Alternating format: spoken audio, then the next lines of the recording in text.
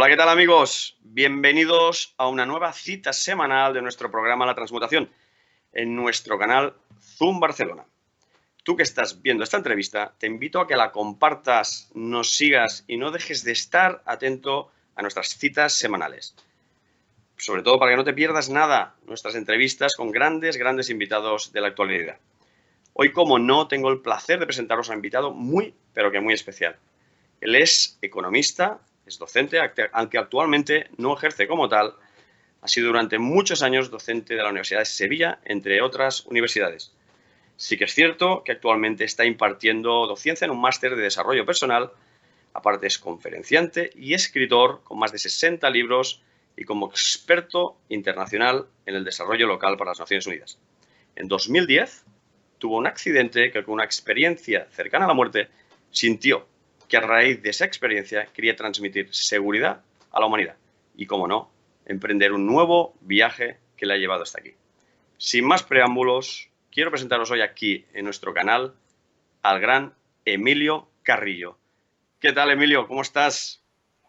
Hola, muy buenas. Pues mira, encantado de saludarte, encantado de aparecer aquí en tu ventana virtual abierta al mundo y mi más sincero agradecimiento por ello.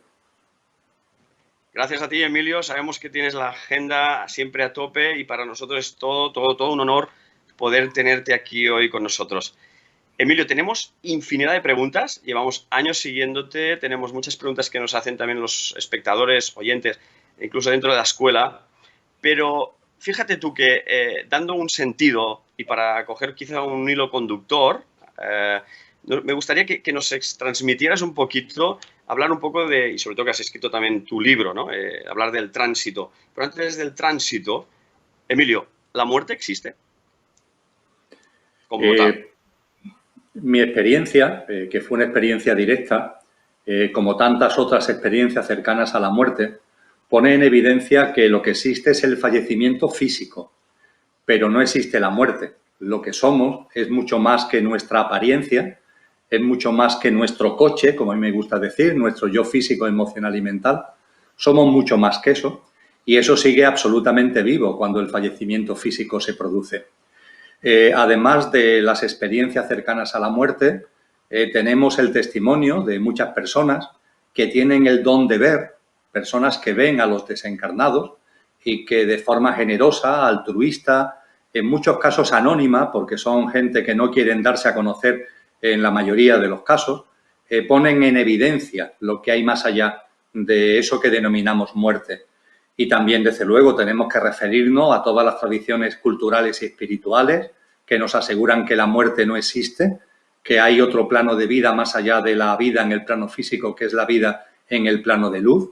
Y en ese contexto hay multitud de libros, multitud de textos, multitud de documentos, a los que tenemos igualmente que añadir lo que han compartido con nosotros los sabios y sabias de todas las épocas, porque se produce la circunstancia, yo creo que curiosa, de que si nos vamos a las enciclopedias y rescatamos la biografía de la inmensa mayoría de aquellas personas, hombres y mujeres, que consideramos los pilares de nuestra civilización, todos, prácticamente sin excepción, han estado convencidos de que la muerte no existe y que hay vida después de la muerte. Por tanto, con todo esto que acabo de resumir, creo que no porque lo diga yo, sino que lo podemos afirmar con rotundidad, que lo que existe es el fallecimiento físico, pero que la vida es un continuo y que, por tanto, la muerte es un imposible y un fantasma de la imaginación humana. Totalmente de acuerdo con lo que dices. Lo que sí que nos planteamos muchas veces es porque, ¿qué crees que aún en día, ¿no? Hoy en día, la gente aún le teme tanto a la muerte? Es lo que no entendemos, ¿no? Muchos. Es decir, ¿por qué crees que aún hay ese paradigma, ¿no? de este miedo, ¿no? Quizás son los patrones, dogmas. ¿Qué nos puedes contar sobre esto, Emilio? Efectivamente, la muerte se ha convertido en el gran tabú de la sociedad actual.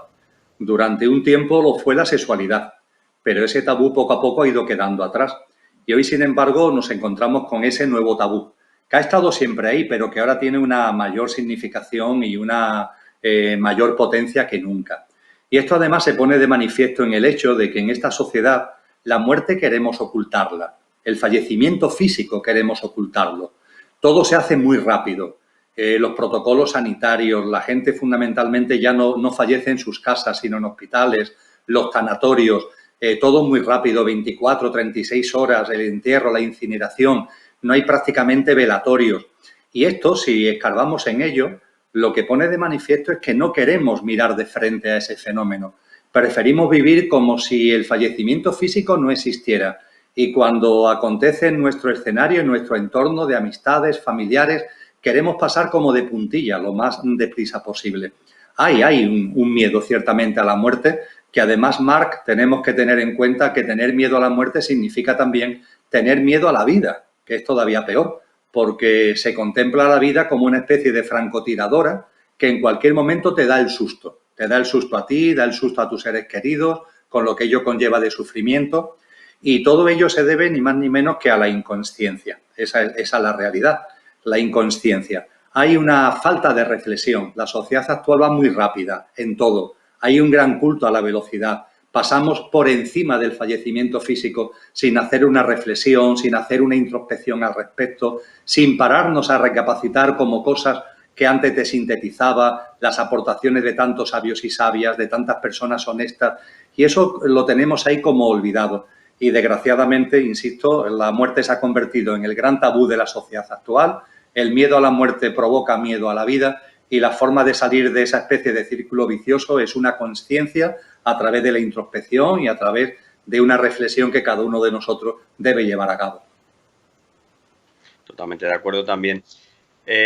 Una cosa es el miedo a la muerte que quizá la sociedad, ¿no?, tiene, como tú ahora muy bien decías, ¿no?, esta impronta aún muy adquirida, que gracias a esta nueva conciencia, pues bueno, puede ir desarrollando y abriendo nuevas ventanas, nuevos paradigmas. Pero si habláramos del tránsito en sí, estarías de acuerdo, que lo has comentado, pero a ver si podemos desarrollar esto. Es verdad que depende de un estado de conciencia, el tránsito no es el mismo. Efectivamente, hay una especie de escenario que obviamente es el mismo para todos, que fue descrito muy bien por los antiguos cuando metafóricamente enterraban a la gente con una moneda en los labios o en los ojos. Nos podíamos preguntar, ¿y para qué se quiere una moneda?, ¿no? Y decían, es que tienen que pagarle, el fallecido, el desencarnado, tiene que pagarle un barquero que debe pasarlo de una orilla a otra orilla, de una orilla a otra orilla, y en medio hay un río. Y para pasar ese río necesitas un barquero al que le tiene que pagar con esa moneda que se le ponía a la persona en la boca o sobre los ojos. Esto es una metáfora, obviamente, pero una metáfora muy ilustrativa porque vivimos en el plano físico, en lo que yo llamo la habitación de la vida del plano físico. Y cuando fallecemos físicamente, nos encaminamos a la habitación de la vida en el plano de luz. Vamos hacia la habitación de la vida en el plano de luz. Vamos, por tanto, de una orilla a otra orilla. Y en medio está el tránsito. Este protocolo está claro y este protocolo además conlleva que para llegar al plano de luz hemos tenido que soltar todo lo que han sido las herramientas efímeras que hemos tenido en la vida física. Me refiero no solamente al cuerpo físico, que por supuesto ahí queda con el fallecimiento, sino también todo nuestro mundo emocional y nuestro mundo mental. En esa conciencia, en esa introspección, en esa autoobservación a la que antes hacía referencia, deberíamos darnos cuenta que todos los seres humanos, aparte de nuestro componente físico, tenemos también un componente emocional y mental. Y ese componente emocional y mental, cada uno tiene el suyo. Y es muy importante darnos cuenta que esos componentes físico, emocional y mental, para llegar al plano de luz, para llegar a esa habitación de la vida que es el plano de luz, al otro lado de ese río, a la otra orilla de ese río al que hacíamos referencia anteriormente, todo eso tiene que soltarse, todo eso tiene que quedar atrás. Y cuando fallecemos físicamente, lo que soltamos es el cuerpo físico. Pero en ese espacio que es el río, en ese espacio que hay entre la habitación de la vida en el plano físico y la habitación de la vida en el plano de luz, que es lo que denominamos y tú has denominado tránsito, ese tránsito está ahí, ese espacio está ahí precisamente para que nos quitemos los componentes, el chapapote, vamos a decirlo así, emocional y mental que llevamos pegado, llevamos adherido de la vida física. Y claro, eso que llevamos adherido, ese chapapote, hablando coloquialmente, puede ser más sutil o más denso. Es decir, puede ser un chapapote fácil de limpiar y ya está, o puede ser un chapapote que realmente nos haya impregnado mucho emocional y mentalmente. Eso va a depender de la vida que haya llevado cada uno. El escenario del tránsito es el mismo, pero cada uno lo vive en función de su estado de conciencia, como tú muy bien has subrayado. Si una persona, su vida física, la ha desplegado muy aferrada a lo material, muy egoica, muy egocéntrica, eso inevitablemente densifica el mundo emocional y el mundo mental y hace que ese chapapote sea más difícil de diluir. En cambio, cuando una persona ha sido más consciente, ha tenido una vida no tan apegada a lo material, a lo egoico, a lo egocéntrico, ha tenido un sentido de trascendencia, ha llevado una vida más generosa, más abierta, más amorosa, más armónica, eso contribuye para que la densidad emocional y mental sea menor y eso hace que en el tránsito la disolución de ese chapapote sea más rápido. Por tanto, cada uno tiene el tránsito que tiene en función del estado de conciencia con el que ha vivido en la vida física. Es así de sencillo. Finalmente, el propósito del tránsito es que haya sido más denso o menos denso tu mundo emocional y mental, te quites todo ese chapapote y ya en lo que realmente somos, que es nuestra parte imperecedera con el nombre que cada uno le quiera dar, alma, espíritu, conciencia, energía, luz, el nombre que cada uno le quiera dar, llegue, accede a ese plano de luz. Y también en línea a lo que comentas, he escuchado varias veces y estoy totalmente de acuerdo contigo, que entonces podríamos partir de la base que la experiencia humana, una vez encarnamos en este plano, es sin duda el sentido auténtico, ¿no?, de la vida. O sea, venimos a vivir experiencias. Experiencias, vivencias, y para expresarlo de un modo muy coloquial, Marc, podríamos decir, atendiendo a lo que nos han enseñado tradiciones antiguas y muchos sabios y sabias, que aquí venimos a sembrar. En la vida física, aquí encarnados, lo que hacemos es sembrar. Sembramos con nuestros actos, sembramos con nuestras acciones, sembramos con nuestras emociones y nuestros pensamientos, sembramos. Y cuando desencarnamos y llegamos al plano de luz, recogemos la cosecha de lo que hemos sembrado. Es así de sencillo. Jesús de Nazaret, en el Evangelio de Mateo, capítulo 25, habla de una lámpara de aceite. Una lámpara de aceite que tenemos que ir aportándole aceite, echándole aceite. Cada nueva encarnación, cada nueva vida física es una oportunidad para ello, para desarrollar experiencias, vivencias, obras, actos, etcétera, que cuando desencarnamos recogemos como cosecha para poder extraer aceite y echar un poquito más o un mucho más de aceite a esa lámpara. El quid de la cuestión está, por tanto, sabiendo esto, ¿qué es lo que estamos sembrando en la vida física? ¿Qué es lo que estamos sembrando? Porque antes hablaba de aferramiento a lo material o hablaba de una vida muy egoica y muy egocéntrica. Claro, cuando un ser humano despliega una vida así, ¿qué es lo que está sembrando? Metafóricamente podríamos decir que está sembrando piedras y de esas piedras no va a recoger ninguna cosecha, no va a poder extraer aceite cuando estemos en el plano de luz.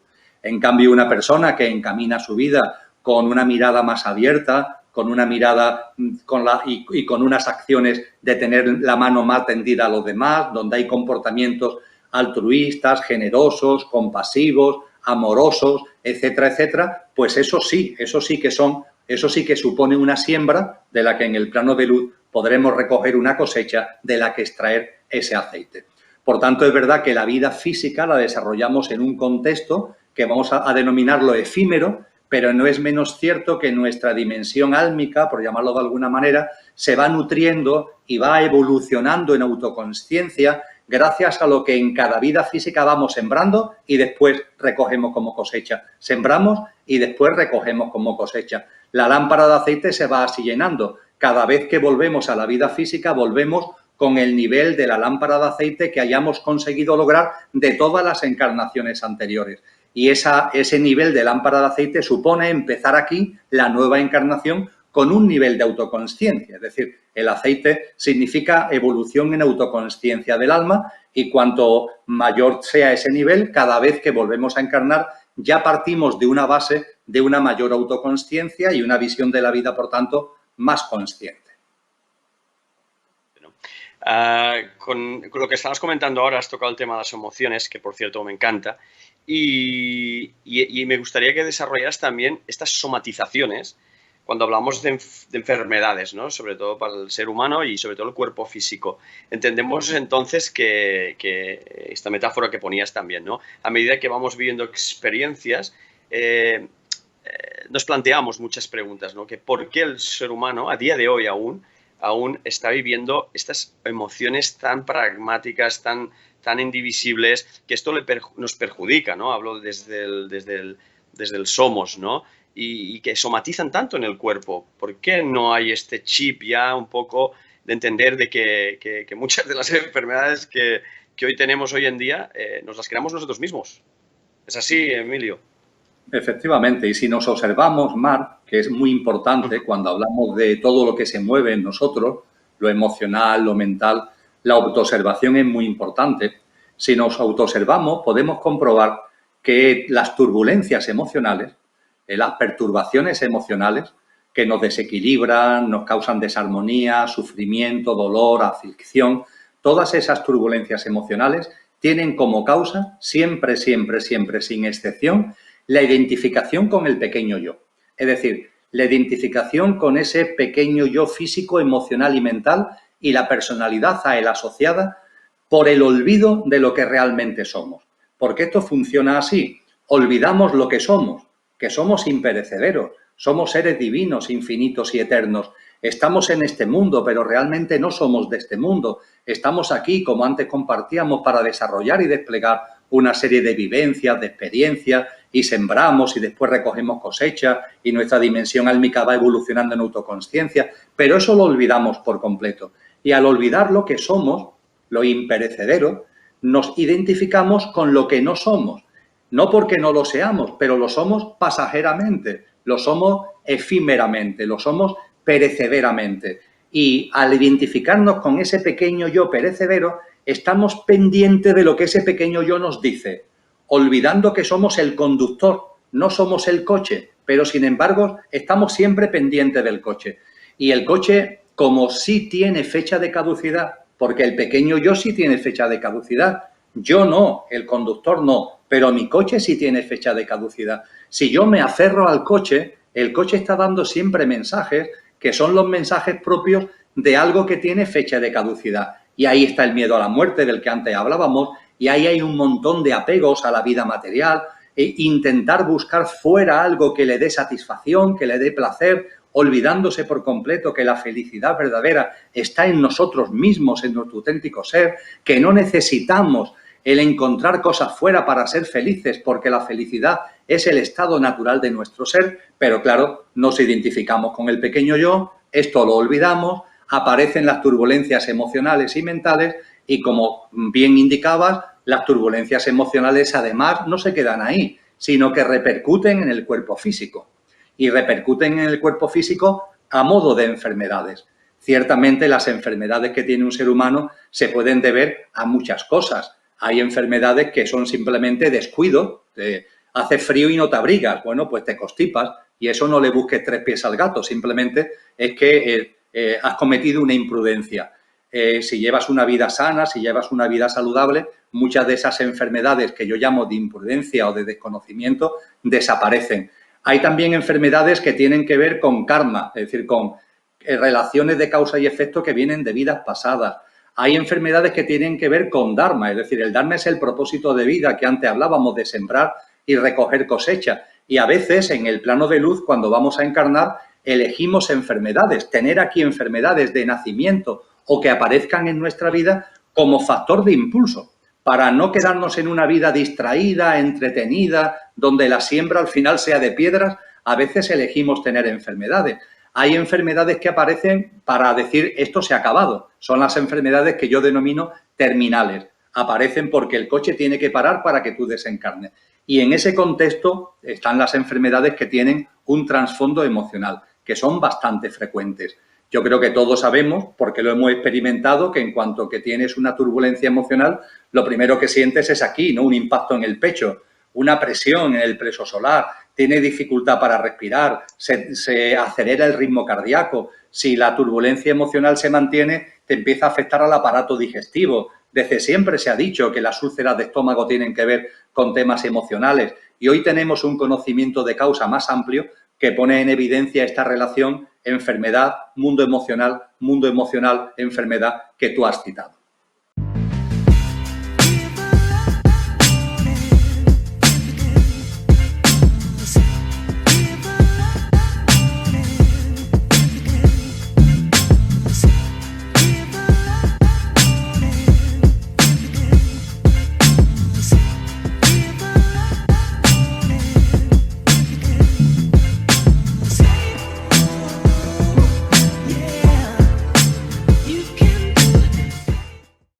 Interesante, Emilio. Me gustaría hablar también de esta parte más evolutiva, consciencial, si le queremos llamar o poner un nombre, de la nueva humanidad, la nueva era, el New Age, pero fíjate que me gusta desarrollar mucho este tema cuando hablamos yo le llamo el no juicio, ¿no?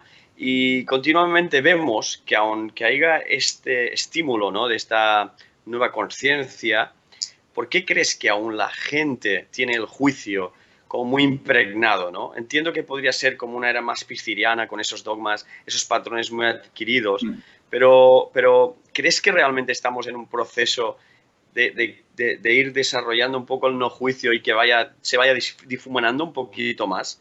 Porque esto entiendo que puede generar también muchas enfermedades, ¿no? El siempre pensar en los demás, siempre juzgar a los demás, cuando lo que tendríamos que hacer quizá es vernos un poco a nosotros mismos, ¿no? Y se arreglarían muchas cosas, pienso. No sé qué puedes ayudarnos a despejar un poquito este tema, ¿no? Sí, deberíamos mirarnos más a nosotros mismos y además hacerlo con mucho sentido del humor, con mucha aceptación y con mucho no juicio con relación a nosotros mismos, porque el mundo del juicio y de la culpa es un mundo presente en muchísimas personas. Y ese juicio no solamente se hace hacia afuera, sino que en muchos casos se hace hacia uno mismo.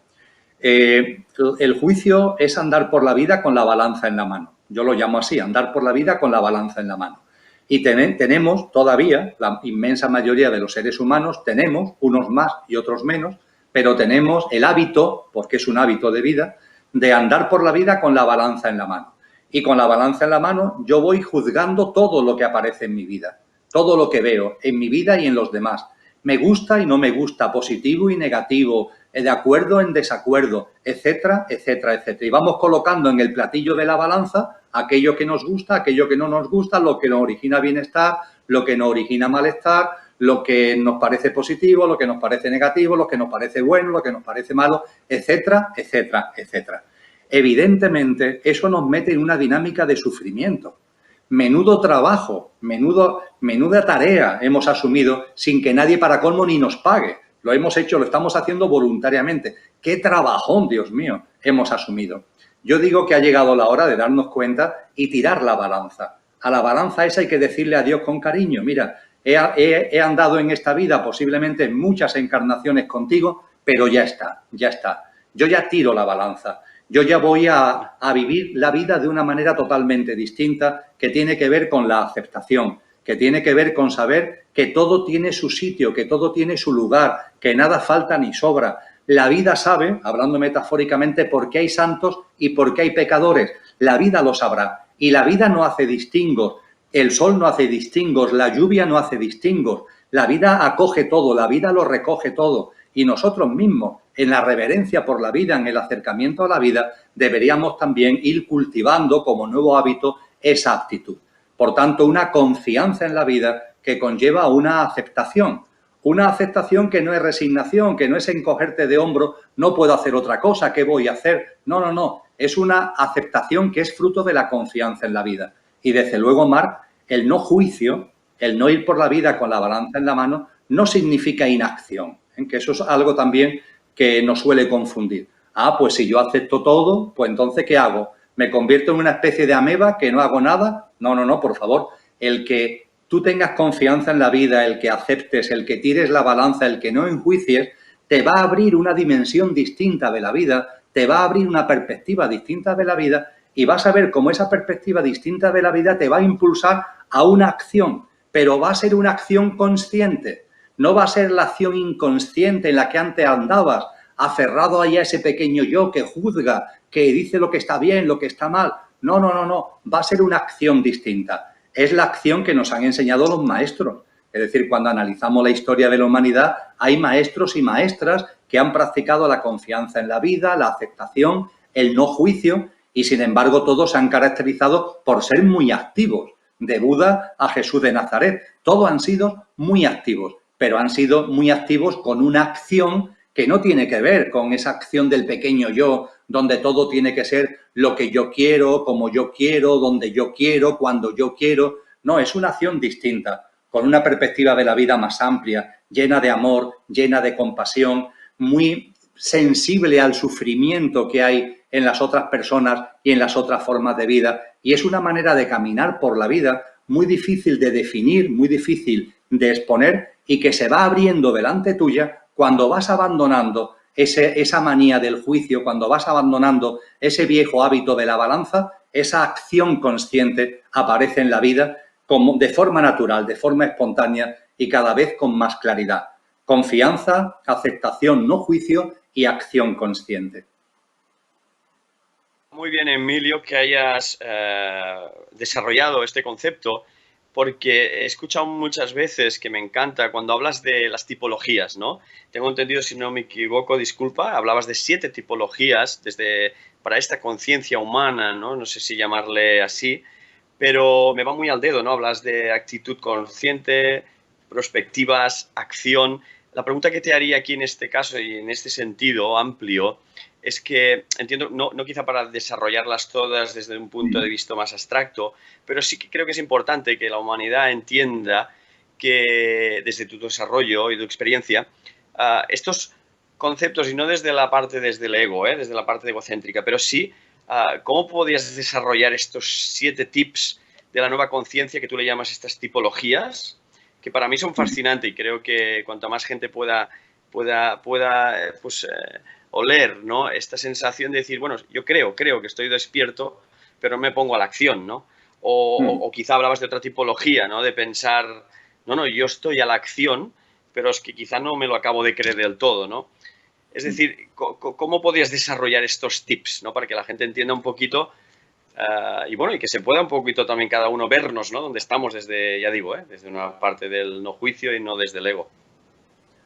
Sí, es sencillo de explicar y además utilizando el sentido del humor, del que hablábamos anteriormente.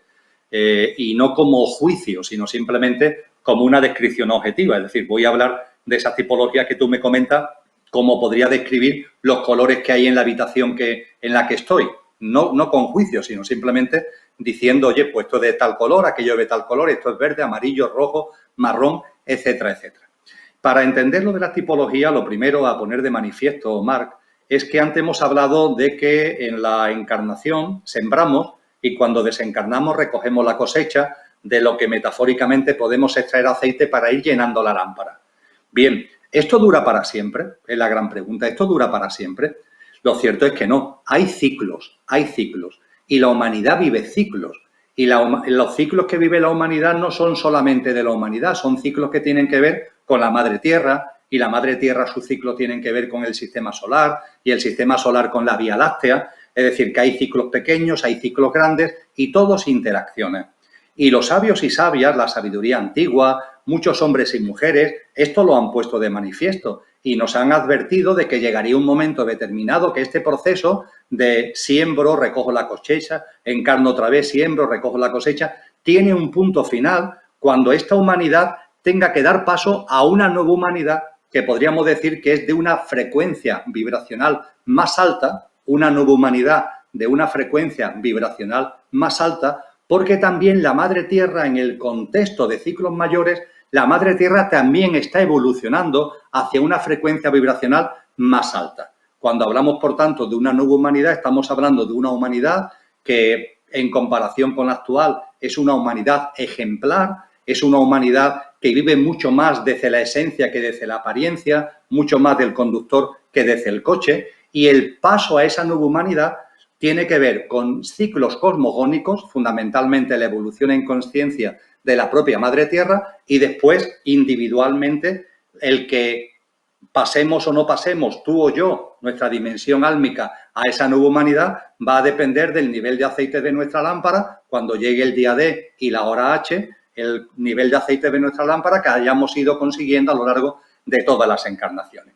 Y atendiendo a lo que la sabiduría antigua, lo que tantos hombres y mujeres sabios y sabias nos han dicho, hay señales que indican que esa nueva humanidad, aunque nadie sabe ni el día ni la hora, pero no está lejana. Y yo personalmente, Mar, no sé si a esta nueva humanidad le quedan 10 años o 500, la verdad.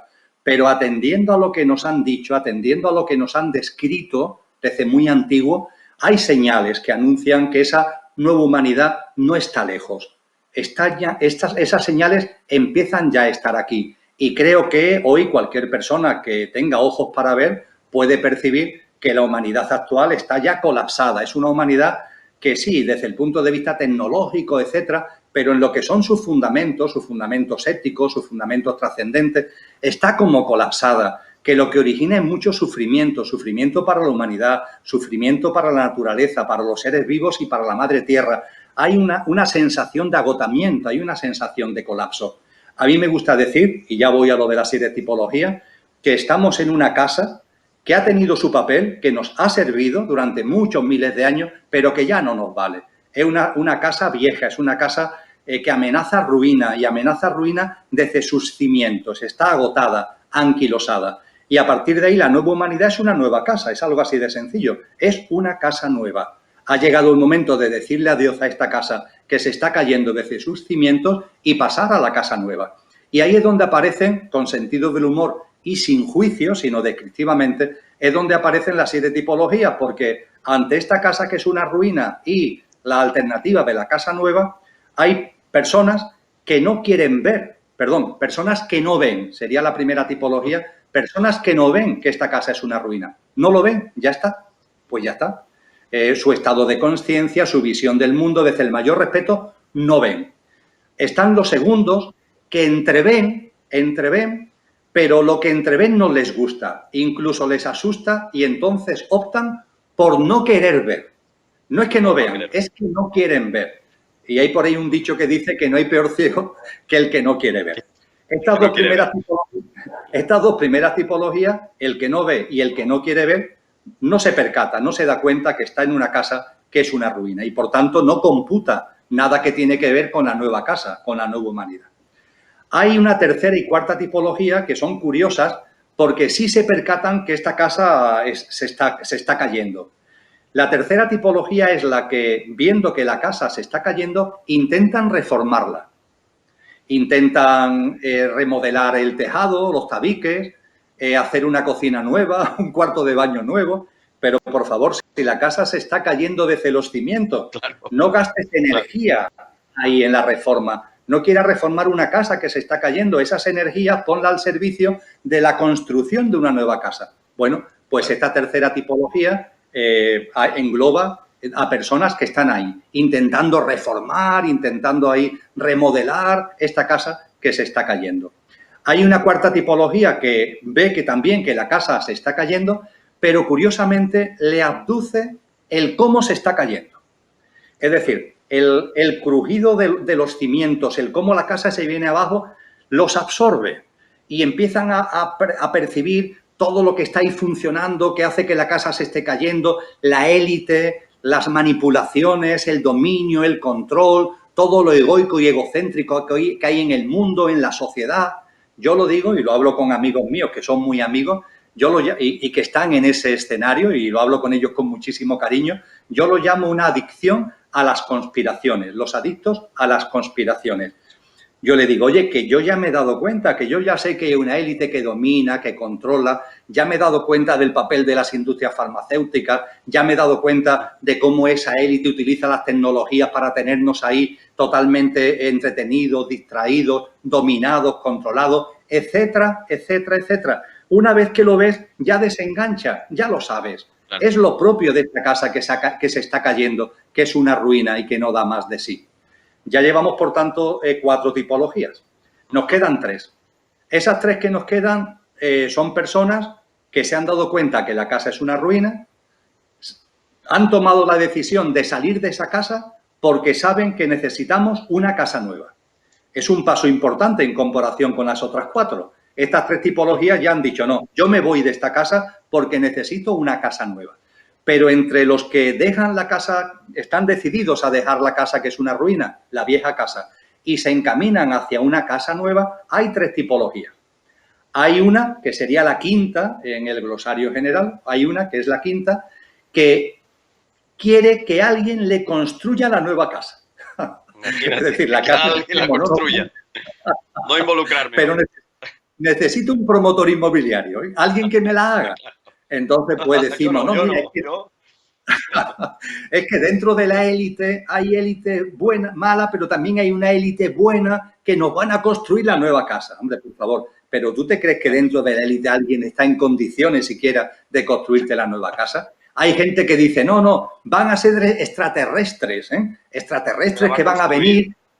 Pero vamos a ver, esa interferencia no se da en los mundos de luz y sería un mundo de luz para construir una nueva casa, porque si es un mundo de no luz, nos construiría otra casa vieja, pero si es una casa nueva que es de luz, que es una evolución, eso no lo hacen los seres extraterrestres que están evolucionados, no hay esa interferencia. Pero ahí andan, esta quinta tipología, Mar, esperando que aparezca un promotor inmobiliario. Hay una sexta tipología dentro de los que se han dado cuenta de que la casa es una ruina y necesitamos una nueva casa, sería la segunda tipología, la sexta en el contexto general, que es la que dicen, la casa es una ruina, somos nosotros, no un promotor inmobiliario, los que tenemos que construir la nueva casa. Eso conlleva una práctica de vida porque la nueva humanidad no va a surgir de la nada, sino que va a surgir de lo que ya late en nuestro corazón y brilla en nuestra alma. Tiene que ver con una práctica de vida de instante en instante.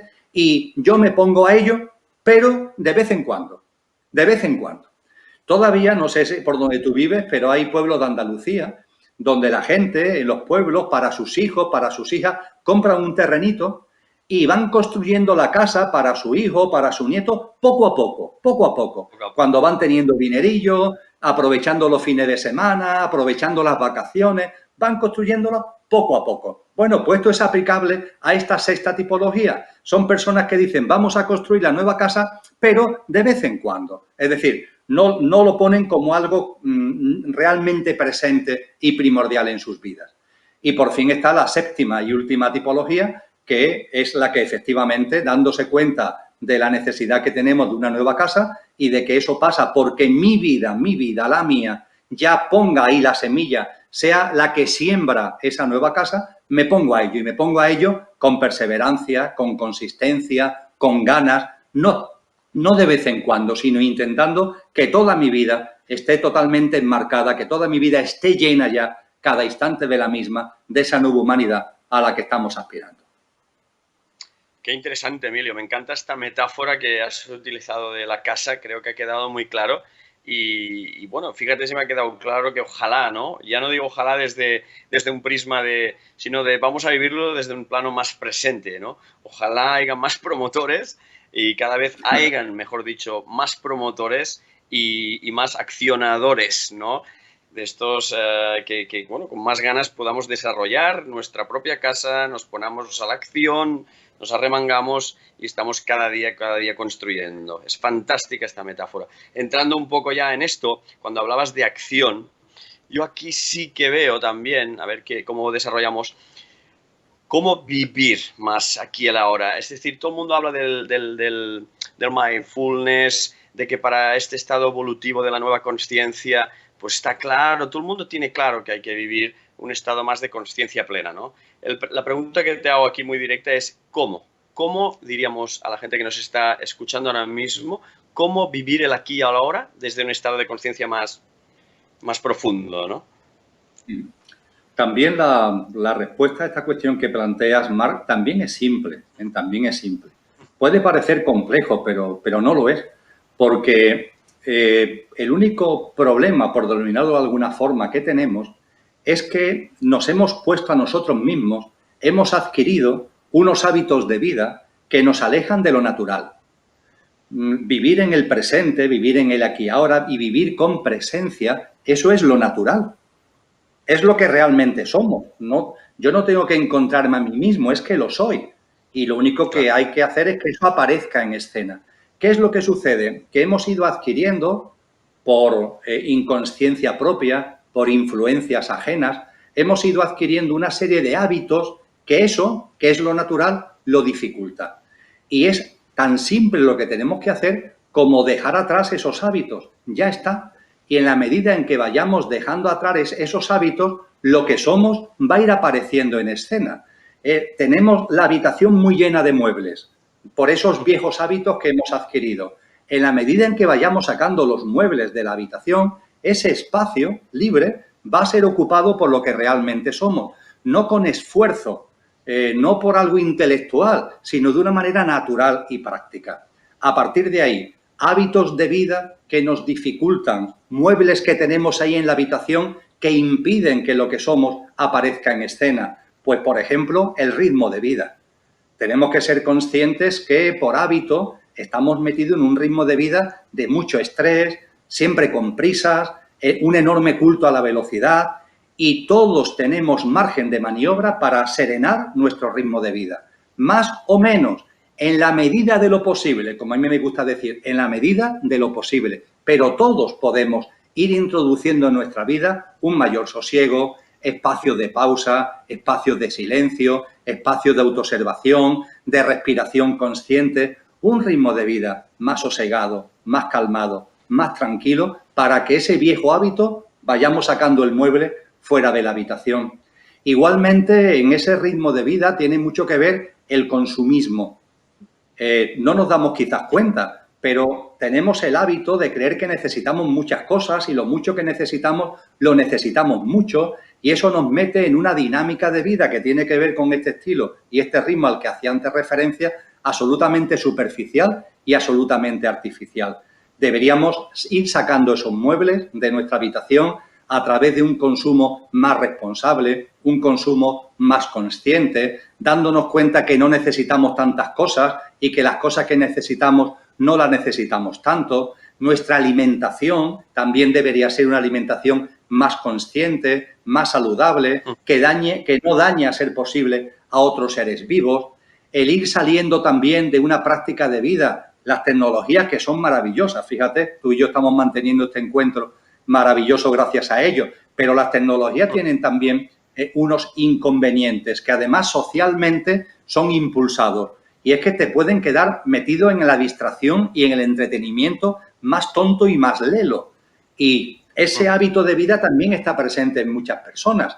Ese entretenimiento, esa distracción boba, ese entretenimiento lelo, eso también tenemos que ir sacándolo de nuestra vida para que en lugar de esa distracción y ese entretenimiento tontón, haya presente en nuestra vida temas que tengan más trascendencia, más enjundia, el ocuparnos de cosas que tengan más conciencia, ir ampliando nuestra mente abstracta, ir ampliando nuestra mirada cada vez más consciente.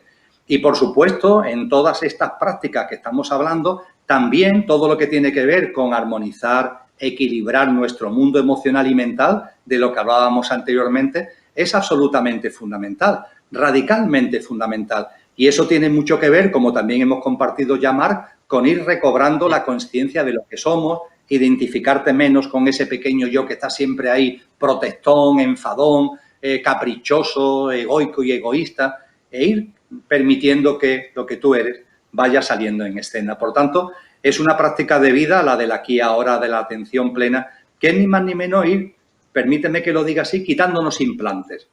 Ese chapapote del que hablábamos, esos implantes que tenemos, lo vamos quitando de en medio.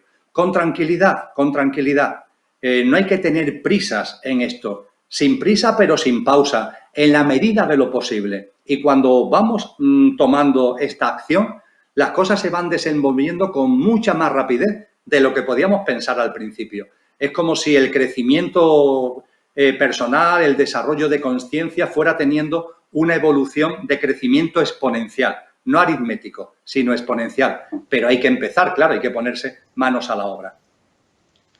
Qué interesante todo lo que comentas, Emilio, y con esta frase, ¿no? Importante, hay que ponerse a la acción y manos a la obra, que es de vital importancia, ¿no? Estamos entrando en la recta final, pero no sin antes, me gustaría que hablaras de la distopía, ¿no? Sé que estás en pleno proyecto, hablamos de tu proyecto Sociedad Distópica, tienes página web también, sociedaddistópica.com. Desarrollanos un poquito, aunque ya lo sabemos nosotros, para la gente que nos está oyendo. Es un proyecto que empezaste el 2018-19, si no entiendo mal, con unos partners, unos socios. Bueno, desarrollanos un poquito en qué consiste el proyecto, Emilio. Muy bien. Efectivamente, el proyecto es un proyecto de investigación. El nombre es el que tú has denominado, el que ya has dicho, Consciencia y Sociedad Distópica. Arrancó hace un poquito más de 2 años, en julio del año 2018, y somos en total 11 las personas, investigadores e investigadoras, que nos hemos puesto manos a la obra. El factor de impulso tiene que ver con lo de la vieja casa que antes hablábamos, con lo de la casa que es una ruina.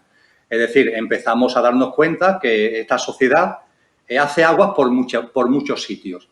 Pero claro, hay una pequeña duda. Oye, ¿de verdad eso es así? Porque a ver si va a ser una percepción subjetiva o va a ser una percepción muy localizada a la ciudad, al país o al continente donde vivo. ¿Realmente en la humanidad hay una distopía? Es decir, ¿realmente la humanidad se ha metido por un camino en donde en lugar de ser una humanidad ejemplar, es una humanidad alienada y sufriente, y esto se manifiesta en todos los ámbitos sociales? Y este fue el factor de impulso del proyecto. Durante un año, desde agosto del 2018 a agosto del 2019, lo que hicimos fue recopilar información en 8 ámbitos: en cultura y en educación, en economía, en ecología y en medio ambiente, en salud, en política, en tecnología y en espiritualidad. Todo en la página web a que tú has hecho referencia, sociedaddistópica.com, está todo el trabajo de recopilación de ese año, donde se han recogido aportaciones, textos, entrevistas de casi 100 personas de enorme prestigio, con unos 160 trabajos. Todo está en la página web, clasificado temáticamente y también en índice de autores. Llegado a este punto, lo que nos pareció necesario fue recoger toda esa información, entrelazarla y aportarle un valor añadido de síntesis y plasmación en un libro. Y nos pusimos manos a ello. Y el libro efectivamente ha salido en mayo de este año 2020, en Ediciones Adalid, está a disposición de cualquiera, y ahí lo que se hace es una síntesis de estos 8 grandes campos que he comentado anteriormente. Se aportan unas preconclusiones y también, habida cuenta de que el lanzamiento del libro coincidió con el famoso coronavirus, eso también ha servido para introducir un capítulo que es estudio del caso del coronavirus, porque lo que estamos viviendo es una especie de plasmación de todo lo que veníamos escribiendo sobre distopía, y que cuando íbamos a publicar el libro, ¡plac!, aparece esto. Y ha sido, la verdad, que una experiencia muy curiosa el poder poner de manifiesto como en algo concreto, como esta pandemia, se está poniendo en evidencia toda la distopía que veníamos recogiendo en todos los capítulos temáticos a los que he hecho mención. A partir de estos momentos, el libro se está difundiendo, estamos abriendo foros de discusión, vamos a tener un congreso a principios del año 2021 sobre este proyecto y sobre sus preconclusiones, y el objetivo es que a finales del año que viene, es decir, en septiembre del año 2021, el proyecto se dé por finalizado. ¿Y qué es lo que hasta ahora hemos podido comprobar? Bueno, pues que nos guste más o nos guste menos, esta sociedad, esta humanidad, en ella la distopía está muy presente. La distopía ya no es un futuro que no queremos, no. La distopía es un presente que ya está aquí entre nosotros. Está aquí entre nosotros en todos los ámbitos.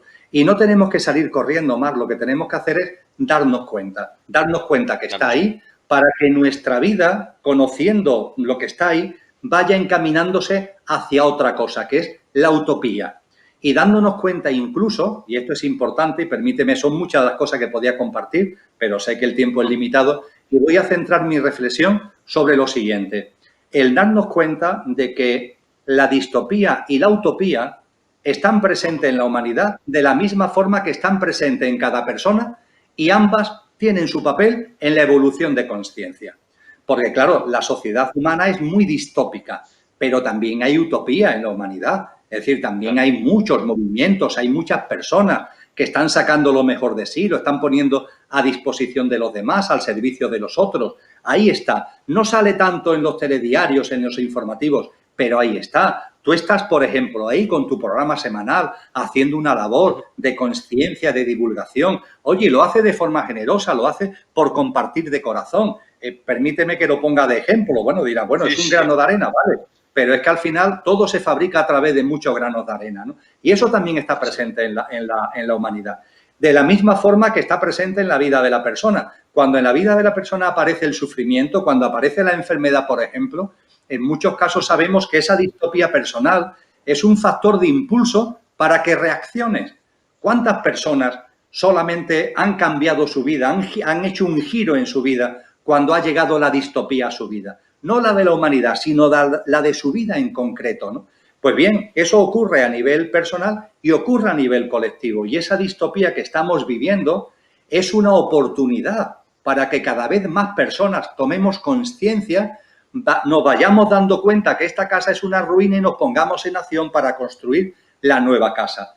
El proyecto Consciencia y Sociedad Distópica analiza con detalle las características de la distopía para llegar a la conclusión de que efectivamente estamos en una sociedad absolutamente distópica, pero sin olvidar que también hay muchos elementos utópicos y sin olvidar que la distopía también es un factor de acicate para la propia utopía. Y yo esto lo resumo para concluir diciendo que tanto a nivel individual como a nivel colectivo, tanto a nivel personal como a nivel de la humanidad, la conciencia, y esto es una conclusión muy importante del proyecto, la conciencia evoluciona como si fuera un tren.